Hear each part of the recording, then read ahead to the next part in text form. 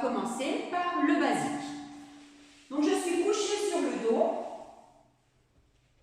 avec les jambes alignées avec les hanches. Alors, les personnes qui sont couchées sur le dos et qui ont la nuque qui se casse comme ça, pensez à mettre une petite serviette, alors pas sous la nuque, parce que ça va vous combler uniquement l'espace, mais sous le crâne, de façon à ce que la nuque s'allonge naturellement. Donc, attention, on met bien quelque chose sous le crâne si vous avez la nuque qui se casse, si le menton part en arrière. D'accord? Alors, les pieds sont au sol, écartés d'un point entre les genoux et les pieds, et j'ai les jambes dans l'alignement de mes hanches. C'est la première chose. Deuxième chose, le bassin. Le bassin, il doit être neutre. Ça veut dire que votre os pubien doit être à l'horizontale. Alors, on ne plaque pas, c'est-à-dire que si j'enroule mon bassin, vous voyez, comme ceci, si j'enroule mon bassin, j'ai mon os pubien qui monte vers le ciel et j'ai surtout mes lombaires qui ne sont pas posés, mais qui sont vraiment incrustés dans le tapis. Donc ça, c'est pas bon.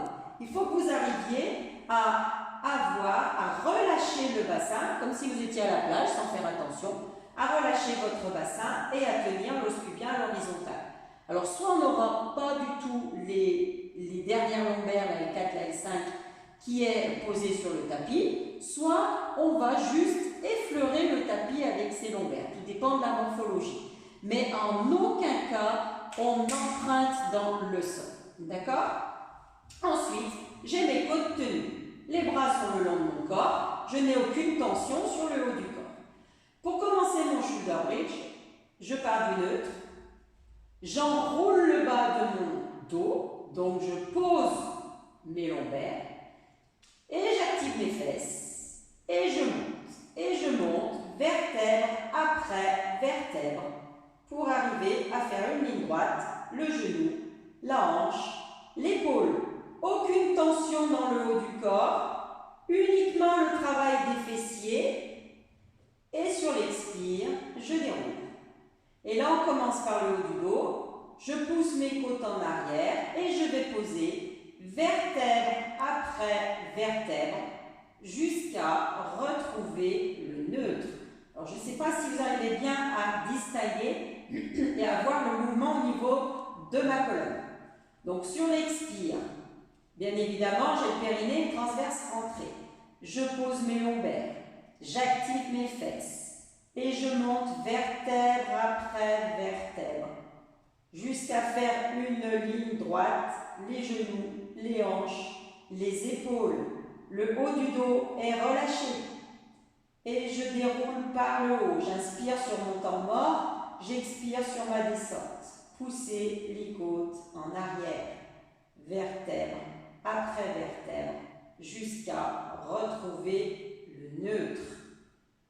Alors, petite précision, si vous crampez au niveau de l'ischio, c'est qu'en fait, vous ne vous servez absolument pas de vos fessiers. Donc, mettez votre cerveau dans vos fesses pour bien réfléchir et surtout ne pas cramper au niveau des ischios. Alors, on va voir une petite variante. Je fais mon shoulder bridge, j'enroule, j'active mes fesses, je monte vertèbre après vertèbre. Et là, je vais placer ma jambe sur l'autre.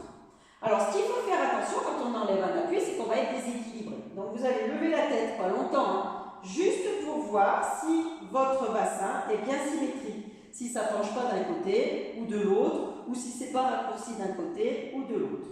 Donc, on étire sa taille, on garde la distance dans sa taille et on garde les jambes, le bassin symétrique. Et on déroule la colonne vertèbre après vertèbre. Je retrouve mon neutre et une fois que j'ai retrouvé le neutre, je pose ma jambe.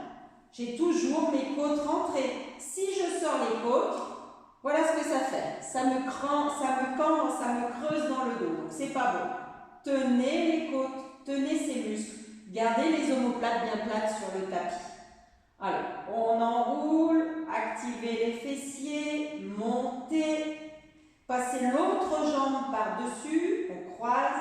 Vérifiez que le bassin est symétrique, les deux tailles sont étirées, le haut est Le ventre est étiré et je déroule vertèbre après vertèbre. Retrouvez le neutre et reposez. Allez, je vous fais une dernière petite variante. Enroulé. Mon shoulder bridge ne change pas, c'est toujours le même mouvement. Je place ma cheville sur mon genou d'appui, j'ouvre mon genou, je vérifie mon bassin, encore une fois, ma taille. Tout est bien allongé et symétrique. Et je déroule sur l'expire. Sans sortir mes côtes, je retrouve mon neutre, je pose ma jambe. Je fais le dernier. Expirez, enroulez. Rentrez le ventre, le périnée. Activez les fessiers, montez. Le haut du corps est relâché. Je n'ai pas de tension dans la nuque ni dans les épaules. Je pose ma cheville sur l'autre jambe. Je vérifie que tout est bien étiré. Et je déroule vertèbre après vertèbre pour retrouver mon neutre. Et je pose ma jambe. Voilà mon shoulder bridge. Alors, il y a plein de variantes différentes, il y a avec les battements de jambes, etc. Mais pareil, on fera le shoulder bridge dans une autre vidéo différemment de celle qu'on a vue aujourd'hui. Et je vous dis à bientôt. Au revoir.